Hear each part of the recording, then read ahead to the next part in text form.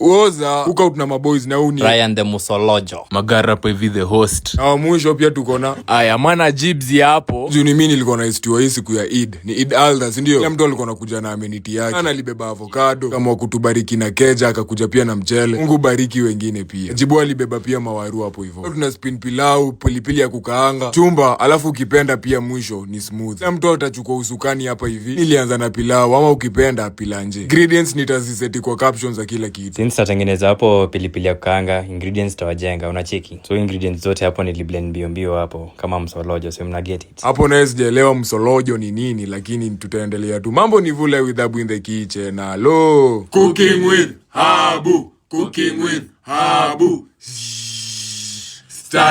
Stylo. Mambo ni vule with the boys in the kitchen. Hello. So hapo hivyo Ryan amemoga miniti zake hapo kwa moto. Paprika, black pepper, skari, nikakoroga hivyo. Jibu alikuwa anatengeneza kachumba.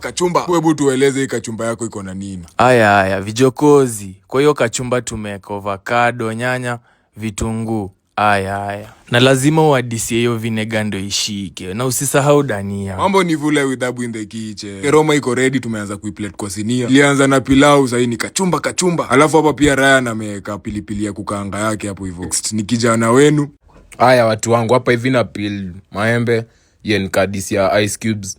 Ya alafu nikeka skari, alafu ndio banana, msisahau. Pia unaweza adisia milk, tuliongezea milk. Yeah. Umeona mamorio wako ndio kuwa vikojozi. Kikojozi unaweza screenshot teke. Pilau bila ndizi si pilau walai. Wapishi we have not. We have. Sikiza hivyo ndo Eid yangu iliisha. Hapa hakuna kikojozi. Pilau, pilipili ya kukaanga, kachumba, alafu smoothie hapo hivyo. Bye kikojozi.